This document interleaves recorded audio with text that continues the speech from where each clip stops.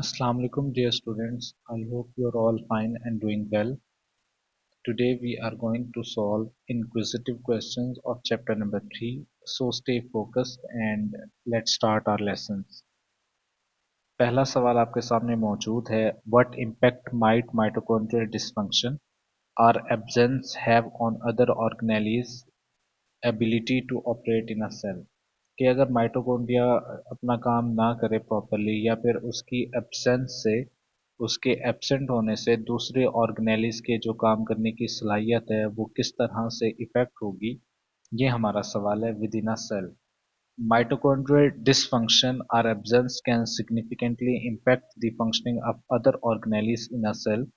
कहते हैं माइटोकॉन्ड्रिया अगर काम नहीं कर रहा है या माइटोकॉन्ड्रिया किसी सेल के अंदर एब्सेंट है तो डेफिनेट बात है कि वो दूसरे ऑर्गेनेलिस जो कि उसी सेल में मौजूद हैं उनके फंक्शंस को लाजमी बात है वो इफेक्ट करेगा. Here are some potential effect. अब हम देखते हैं कि ऐसे कौन से इफेक्ट हैं जो हो सकते हैं माइटोकॉन्ड्रिया के एब्सेंट होने की वजह से या प्रॉपरली वर्किंग ना करने की वजह से. Energy crisis. हमें पता है कि माइटोकॉन्ड्रिया जो है एनर्जी बनाने वाला ऑर्गेनेली है, इसको powerhouse of the cell कहते हैं. जो मेन प्रोडक्ट ये बनाता है उसे हम एटीपी कहते हैं. Energy crisis. Mitochondria are the primary source of ATP जिसकी फुल फॉर्म है adenosine triphosphate in cells. Without functional mitochondria मतलब माइटोकॉन्ड्रिया अगर है लेकिन उसका फंक्शनल होना जरूरी है, उसमें काम करने की सलाहियत होनी चाहिए. सेल्स में एक्सपीरियंस एन एनर्जी क्राइसिस.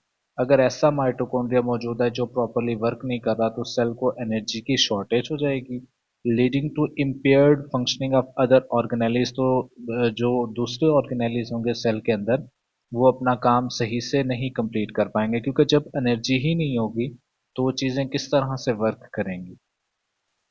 उसी को आगे हमने कंटिन्यू किया है. अब अदर ऑर्गेनेलिज कौन से हैं जो माइटोकॉन्ड्रिया से लिंक्ड हैं, कि माइटोकॉन्ड्रिया इनको एनर्जी प्रोवाइड करता है और ये अपने काम करेंगे. एंडोप्लाज्मिक रेटिकुलम है.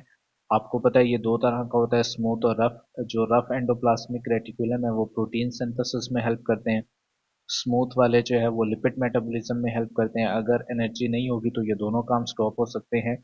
लाइसोसोमल डिसफंक्शन है. लाइसोसोम आपको पता है इसके पास एंजाइम्स होते हैं फूड को डाइजेस्ट करने के लिए, जो है वो ये हेल्प करता है. इसके अलावा वेस्ट मटेरियल को डिकम्पोज करने में हेल्प कर रहा होता है.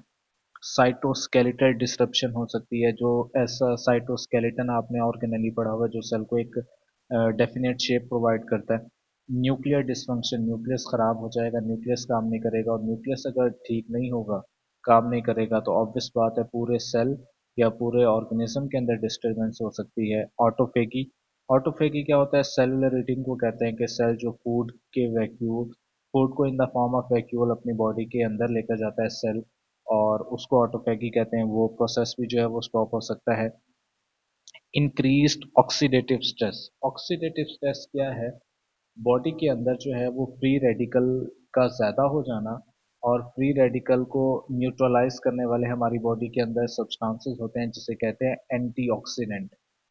फ्री रेडिकल और एंटीऑक्सीडेंट की तादाद में अगर फ़र्क आ जाए, मतलब फ्री रेडिकल ज़्यादा हो जाए और एंटीऑक्सीडेंट की तादाद कम हो जाए, तो इसे कहते हैं कि ये ऑक्सीडेटिव स्ट्रेस है, जिसके जो है वो डिफरेंट तरह के इफ़ेक्ट हैं बॉडी के ऊपर. के इंसान जल्दी जो है वो बूढ़ा हो जाता है, सेल डैमेज होना स्टार्ट हो जाते हैं, और मुख्तलिफ तरह की जो डिजीज़ हैं वो भी डिवेल्प हो जाती हैं.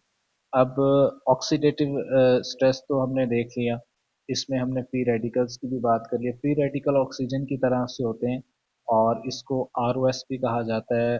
रिएक्टिव ऑक्सीजन स्पीशीज के तौर पर भी ये जाने जाते हैं. और एंटीऑक्सीडेंट में हमारे पास विटामिन सी, ई, इस तरह की जो है वो सब्सटेंस को हम कहते हैं. आगे ये कंटिन्यू है अभी.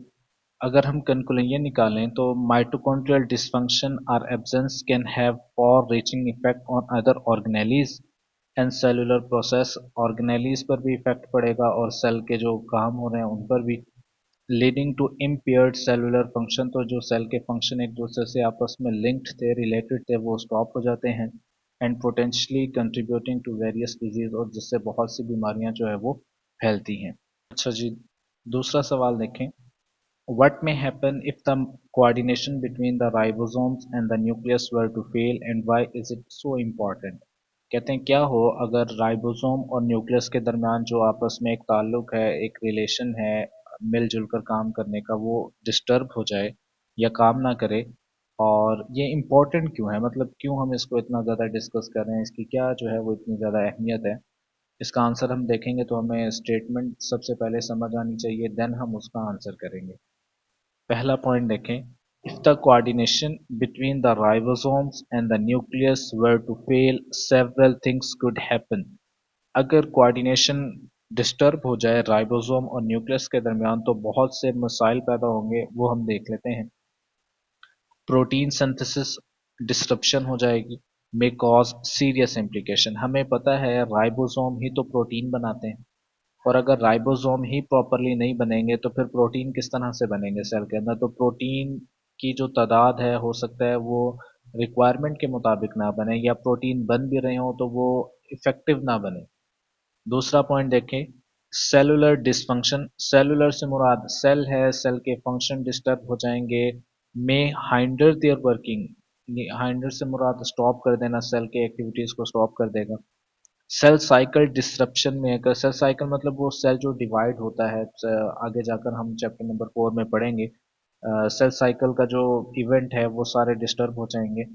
Increased error in metabolic pathways. Metabolic pathway से मुराद है केमिकल रिएक्शंस हैं, मेटाबॉलिज्म है, जिसमें फिर दो कैटेगरीज आ जाती हैं, एनाबॉलिज्म और कैटाबॉलिज्म। उसके अंदर एरर आ जाता है, मतलब फंक्शन प्रॉपरली नहीं हो रहे होते। उसके बाद इसका कंक्लूजन देखें, the coordination between the ribosome and the nucleus is essential for maintaining proper protein synthesis. कि क्यों ज़रूरी है राइबोसोम और न्यूक्लियस का कोऑर्डिनेट करना। एक तो ये ताकि प्रोटीन बिल्कुल प्रॉपर और इफेक्टिव बने, सेल के फंक्शन सही से हो सकें। और होम्योस्टेसिस, होम्योस्टेसिस कहते हैं maintenance of internal conditions of the cell, के सेल के अंदर के जो हालात हैं, सेल के अंदर की जो कंडीशंस हैं वो सारी मेंटेन रहें। इसके लिए जो है वो न्यूक्लियस और राइबोसोम का कोऑर्डिनेट करना जो है वो बहुत ज़्यादा ज़रूरी है। उसके बाद है disruption in this process can have swear consequence for cellular health. अगर इस प्रोसेस के अंदर कोई भी जो है वो खराबी आ जाती है, डिसरप्शन आ जाती है, तो सेल की हेल्थ के मुतालिक इसके ऊपर जो है वो स्वेयर किस्म के जो है वो इफेक्ट्स होंगे, जिससे सेल के काम करने की सलाहियत या इवन दो के सेल मुकम्मल तौर पर डैमेज हो सकता है।